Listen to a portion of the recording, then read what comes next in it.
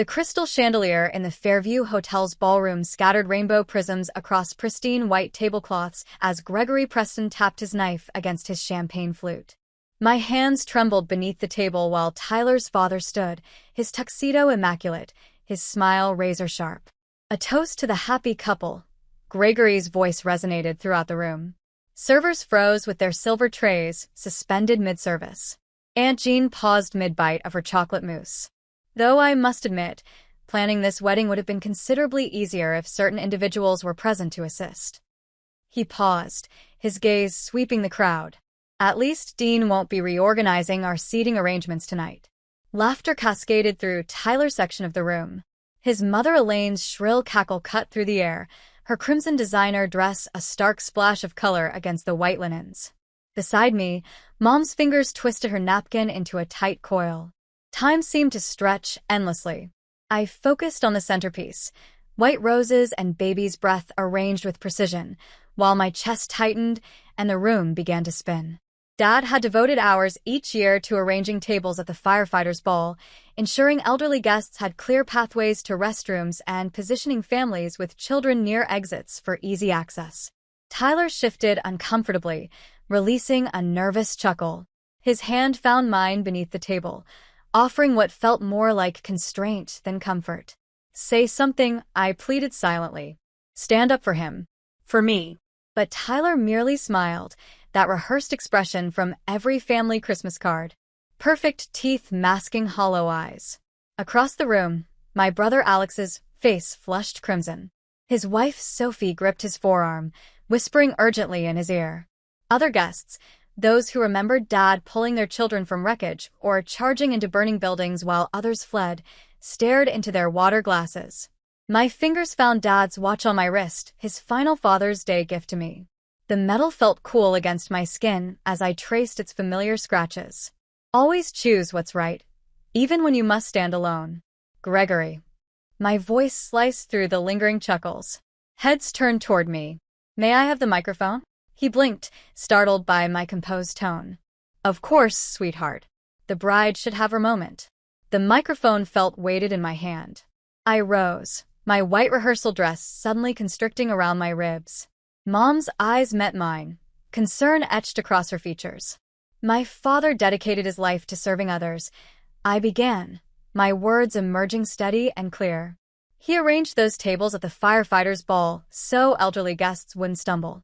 He rushed into burning buildings while others evacuated.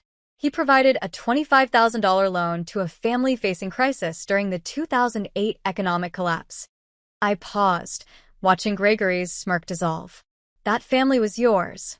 Elaine's champagne glass froze halfway to her lips. The room fell into absolute silence, broken only by the gentle clink of silverware against china. He never sought recognition, never demanded repayment, never held it over anyone's head. My fingers worked at my engagement ring, because that's not what honorable men do. The diamond caught the chandelier's light as I placed it beside Tyler's plate. Anyone who would mock my father's memory doesn't deserve a place in my life. I turned to Tyler, whose face had drained of all color. And anyone who sits in silence while it happens doesn't deserve a place in my future. Maddie, Tyler's whisper carried in the stillness. They're just joking around. Don't be so sensitive. A laugh escaped my throat, sharp and bitter. No, Tyler. For the first time, I'm seeing everything clearly. My heels clicked against the marble floor as I walked toward the exit. Behind me, chairs scraped as people rose in confusion. Elaine's voice rang out. Madison, don't be ridiculous. Come back here immediately. I pushed through the heavy doors into the lobby. The cool air struck my face like a refreshing splash of water. My hands trembled as I pressed the elevator button, but my spine remained straight. 3 months of warning signs flashed through my memory. Tyler dismissing my teaching career over dinner. You're not planning to remain just a high school teacher forever, are you? Elaine's backhanded compliments about our quaint little family home. Gregory's constant name-dropping of their Seattle connections. The elevator doors opened. Maddie, wait. Tyler's voice echoed from the ballroom. But I was finished waiting. Done hoping he would change. Done pretending his family's cruelty was acceptable. 10 minutes later in my car, I gripped the steering wheel. Dad's firefighter badge swayed from the rear-view mirror. Texts flooded my phone. "You're overreacting." "Elaine, it was just harmless humor." "Gregory, please come back inside. We can resolve this." "Tyler."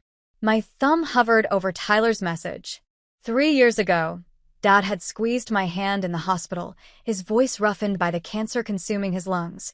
"Remember, sweetheart, always choose what's right, even when you must stand alone."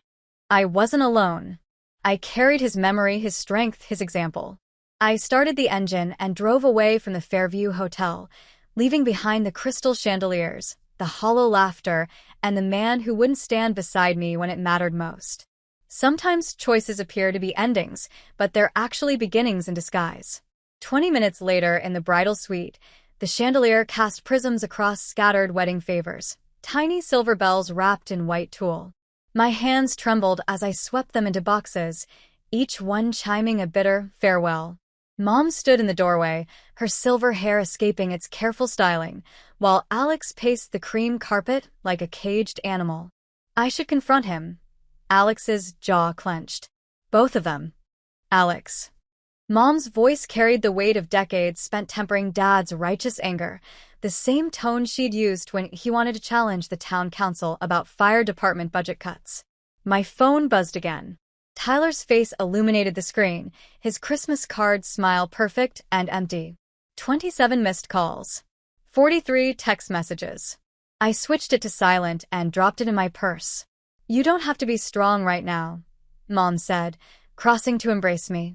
The scent of her perfume, white shoulders, the same bottle Dad gave her every Valentine's Day, broke something loose inside my chest.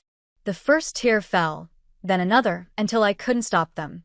Through my blur of tears, I watched Alex sink into the velvet armchair, his broad shoulders hunched as they'd been at Dad's funeral. He just sat there. I whispered into Mom's shoulder, while they laughed about Dad, the words stuck in my throat like cotton. My phone illuminated again with a text from Elaine. "Darling, you're being overly dramatic." Gregory was simply trying to lighten the atmosphere. "Your father would understand." A laugh bubbled up, sharp and bitter. Dad would understand?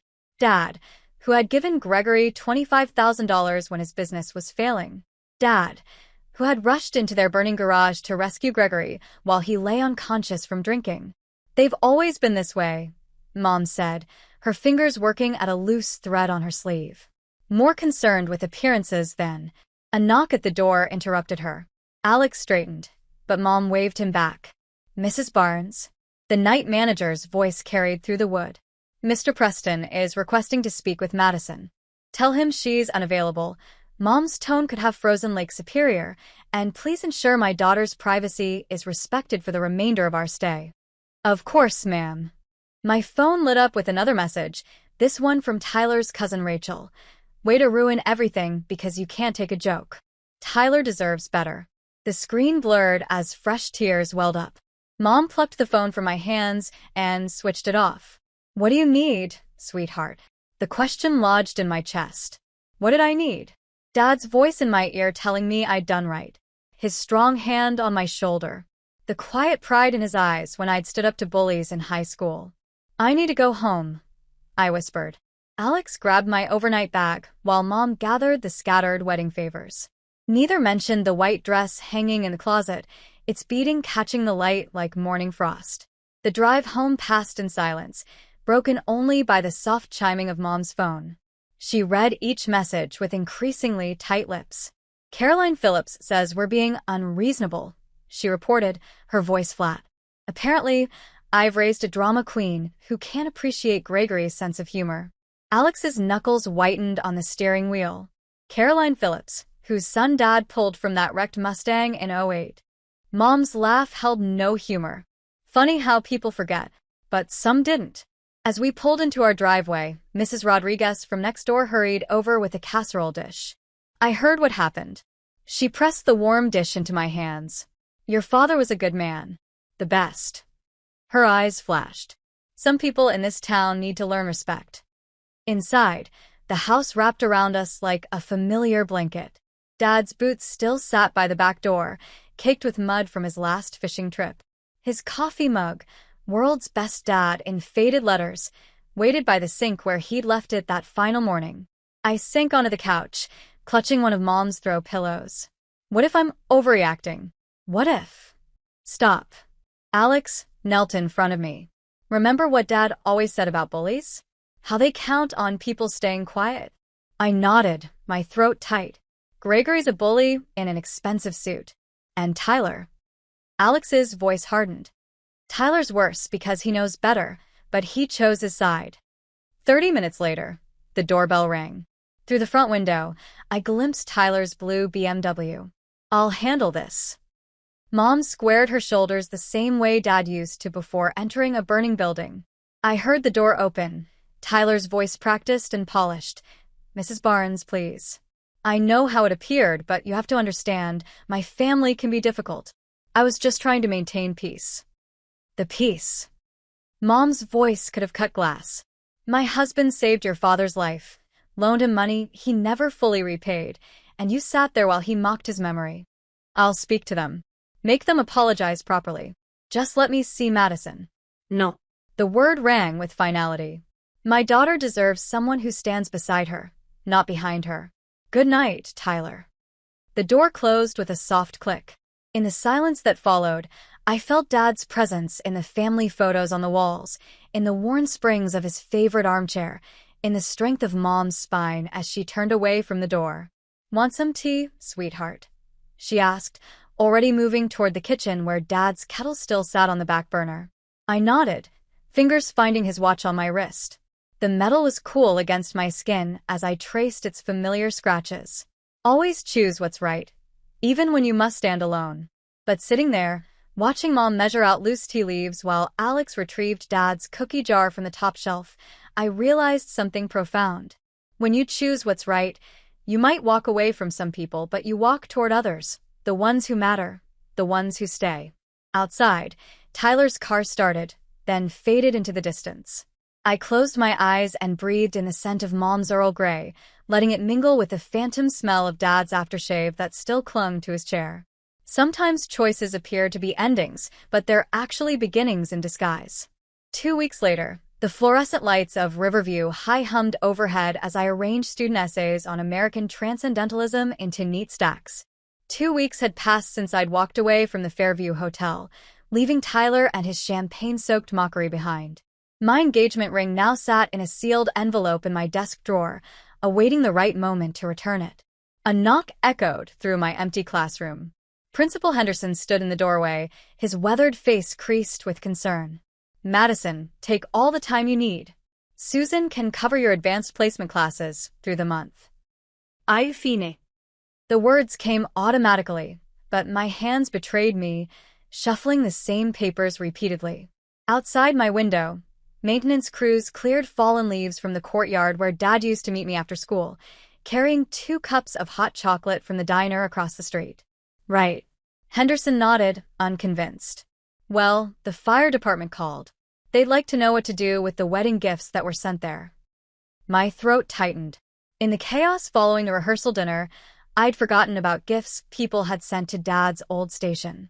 Captain Rivera had offered to collect them there, knowing how many of their regulars would want to contribute. Tell them to. A flash of red caught my eye through the window. Elaine Preston glided across the parking lot in another designer dress, her heels clicking against asphalt. My stomach clenched.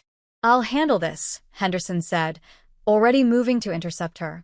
No, it's not necessary. 5 minutes later, Elaine breezed past him into my classroom, trailing expensive perfume. Madison, darling, this little drama has gone on long enough. Gregory meant no disrespect. We were just lightening the atmosphere. I thought of Dad's last Father's Day card to me, tucked in my bedside drawer. Always choose what's right, even when you must stand alone. The trembling in my hands stilled. The atmosphere didn't need lightening, I said, my voice steady. My father's memory didn't need mocking. Oh, please. Elaine waved her manicured fingers. Dean would have laughed. He never took himself so seriously. The stack of essays crinkled under my grip. You didn't know my father well enough to say what he would have found amusing. I knew him better than you think. Her smile turned sharp. Who do you think arranged that loan in 2008? Gregory never would have accepted help from a firefighter otherwise. My mother's words from last night echoed in my head. Your father insisted they take the money. Said their children shouldn't suffer for pride. That loan saved your family's home, I said. Dad refinanced our mortgage to help you. And we were very grateful. Elaine's nose wrinkled as if she'd smelled something unpleasant. At the time. Get out of my classroom.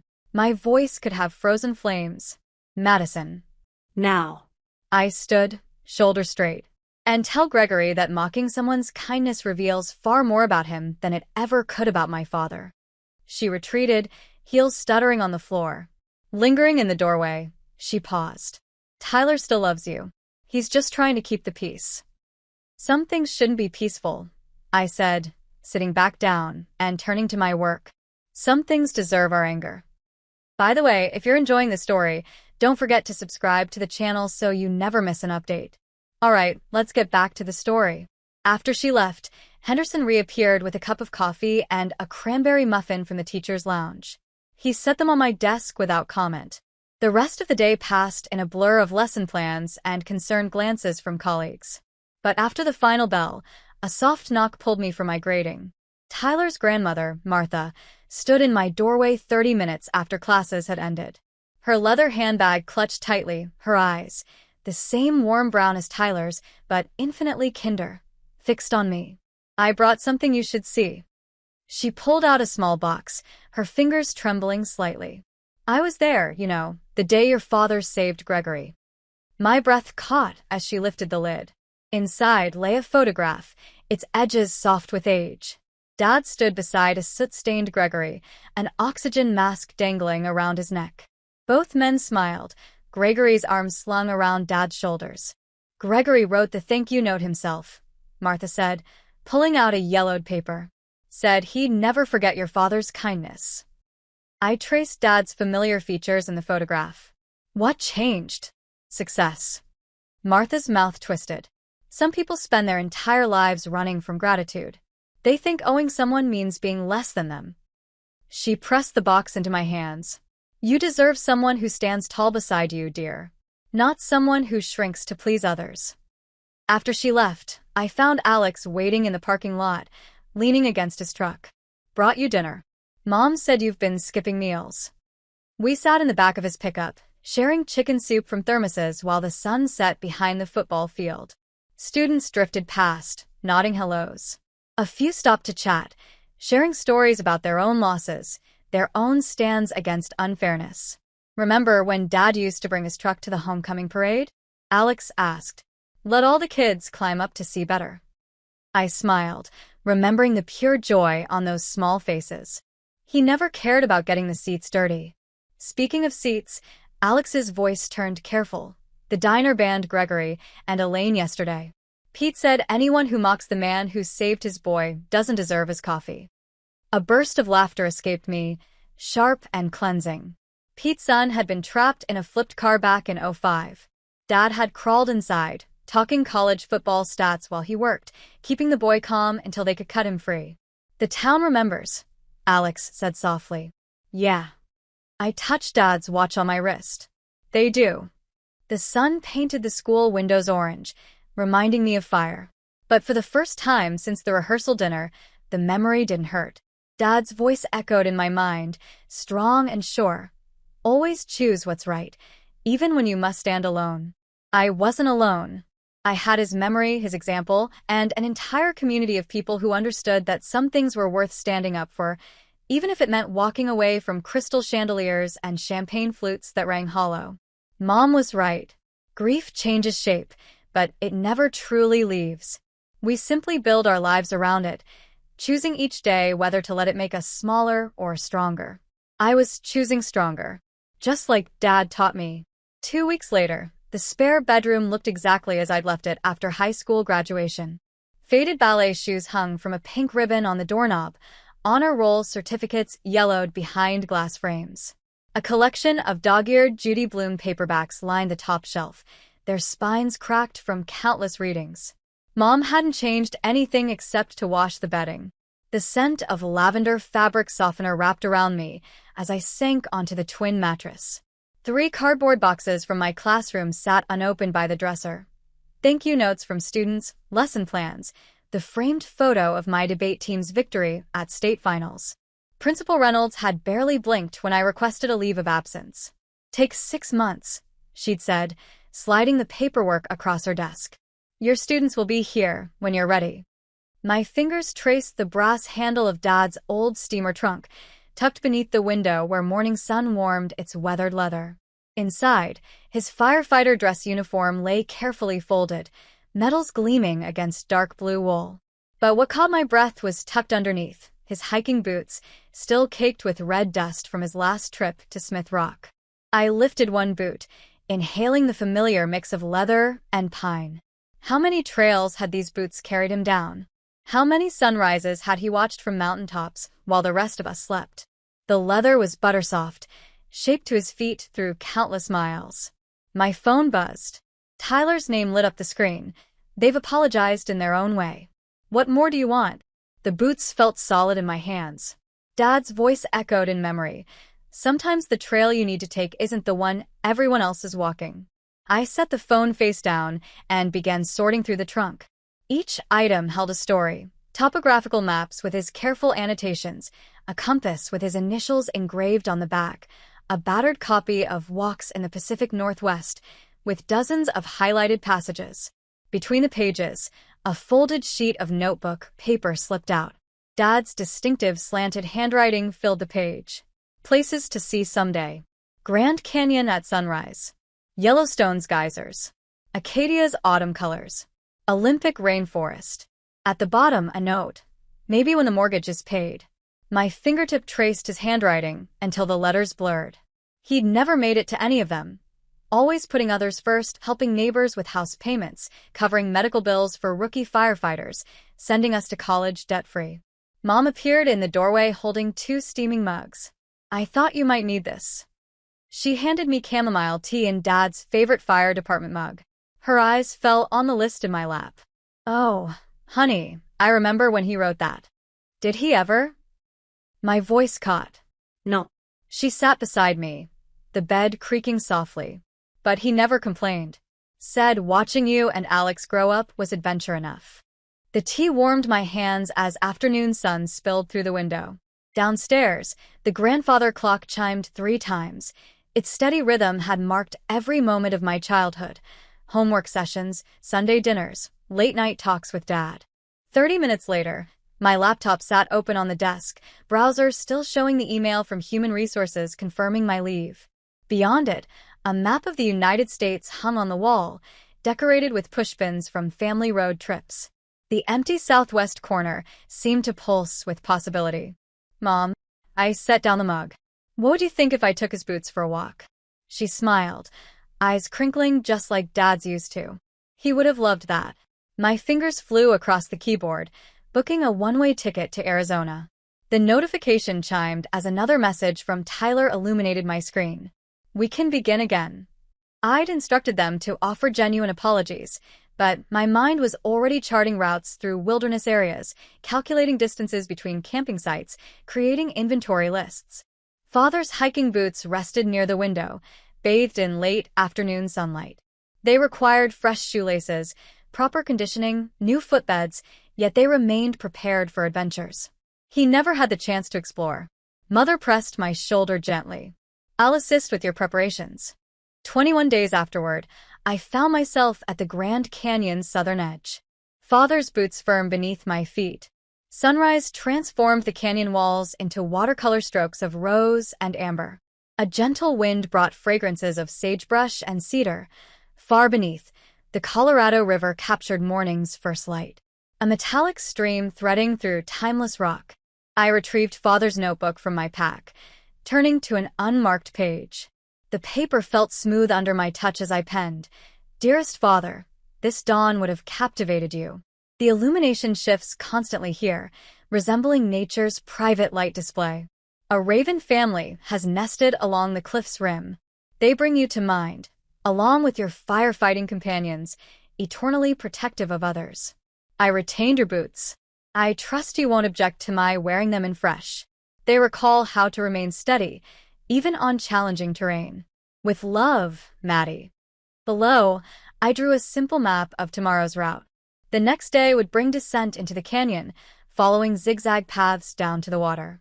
For now, I remained on warm stone, allowing tranquility to settle within me like the endless rock layers extending below. My device displayed 3 unanswered calls from Tyler. I switched it off and buried it deep in my bag. The ravens glided above, riding air currents with natural elegance. Often the most difficult choice leads to the most authentic direction. Father demonstrated this not through speech, but through his way of living. Step by step. Remaining faithful to his principles, I lifted my pack and turned toward the path ahead. Yellowstone's hot springs, Acadia's autumn forests, numerous sunrise peaks he never witnessed. Yet he accompanied me in every stride, in the worn leather shaped to my feet, in the confidence of knowing precisely who I was and my destination.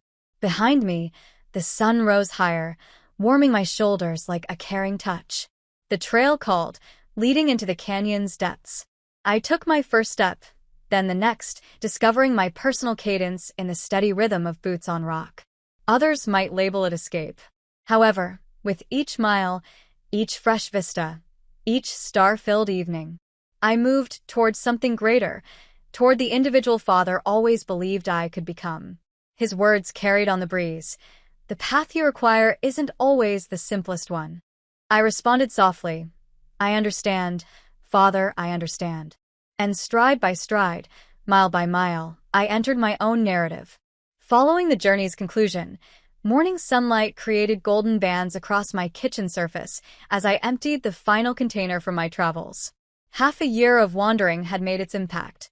Not in keepsakes, but in how my posture relaxed, confident, and assured. Mother stood in the doorway, a steaming cup of Earl Grey warming her palms. You appear yourself once more, she observed, her eyes brightening with affection. I fingered Father's timepiece, its comforting weight grounding me in the present. The mail pile on the counter drew my notice. Bills, promotions, and there, beneath a cooking catalog, an ivory envelope bearing Tyler's careful script. 6 months prior, that envelope would have quickened my pulse. Now I placed it in my desk compartment unopened. Some responses could be postponed. August's warmth wavered above the asphalt as I traveled down Main Street, passing recognizable shop fronts displaying new identities. Harrison's Supply Store had refreshed their canopy. The Vintage Theater's sign promoted current releases rather than classic pictures. Yet Miller's Bookstore continued featuring regional writers in their window, and the school crossing attendant at 5th and Pine still wore those jingling bracelets that had irritated Father during Independence Day festivities.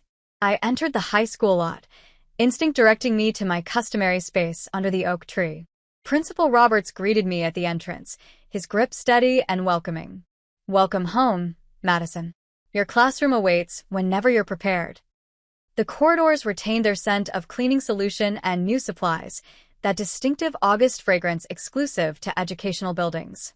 My classroom entrance displayed last year's craft paper letters, colors dimmed but persisting. Miss Barnes' room, where tales spring to life.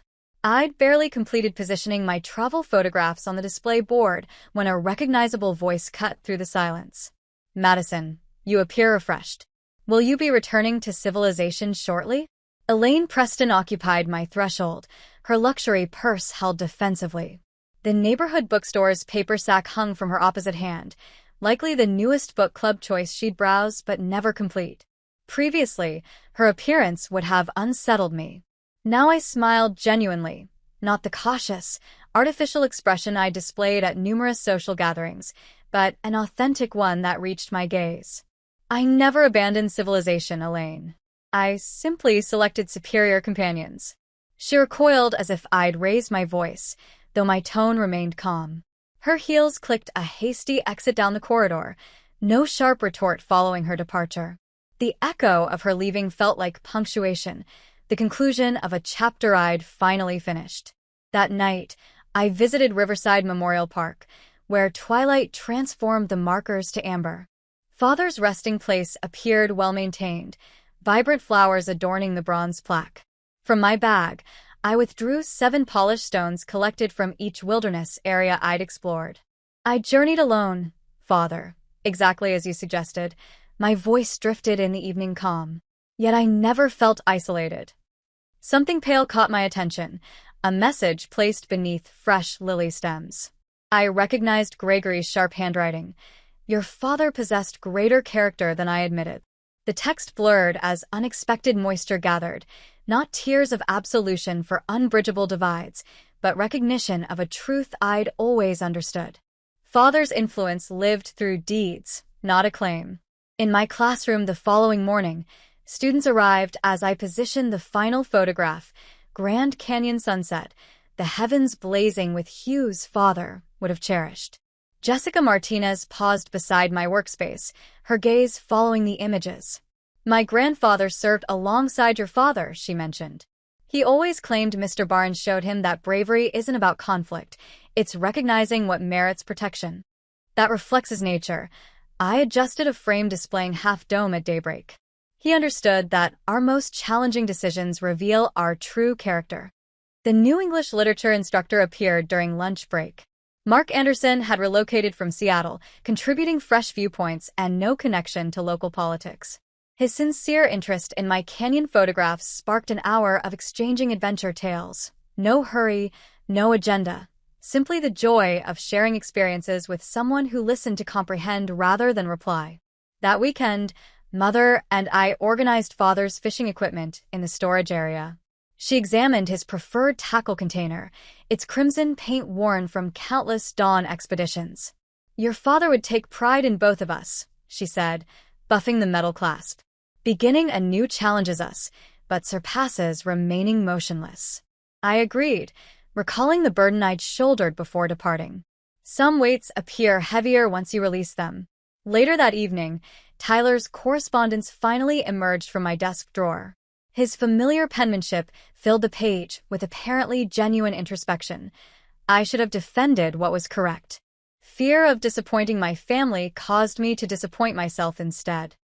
My reply required 4 sentences written on a postcard depicting Oregon's coastline at dusk. I hope you discover the courage to be authentic. Some decisions appear like conclusions, but guide us toward ourselves. Thank you for demonstrating that compromise has boundaries. Stay well, Tyler. The engagement ring returned through appropriate channels to his grandmother, who'd always seemed most perceptive. The gossip diminished like fallen leaves cleared by fresh storms and different lives. Ultimately, the turmoil that had dominated my world for months barely disturbed our small community's continuing narrative. Standing in my classroom that Friday afternoon, I observed students emerging into sunshine, their joy echoing through open windows. On my desk, college recommendation letters awaited signatures, each representing an opportunity to guide someone else toward their destiny.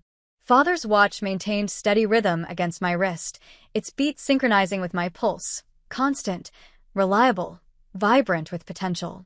Some claim the finest revenge involves living successfully. However, this wasn't revenge, it was revival. Every forward step honored not only Father's memory but the principle he embodied. Integrity isn't a goal, but a daily commitment.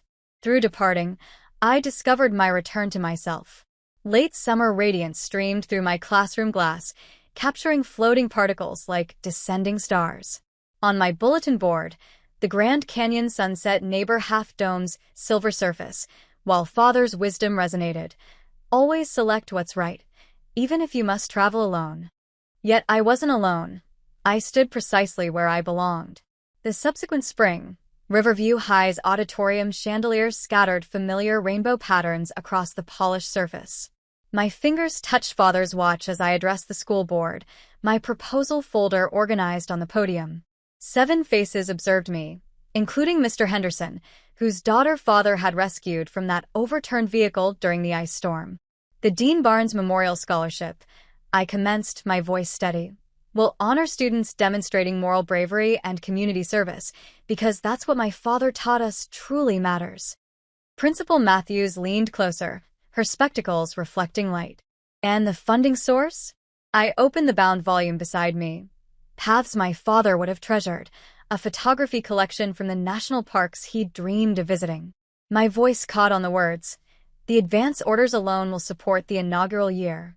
The decision was unanimous. Mr. Henderson approached afterward with glistening eyes and a gentle nod.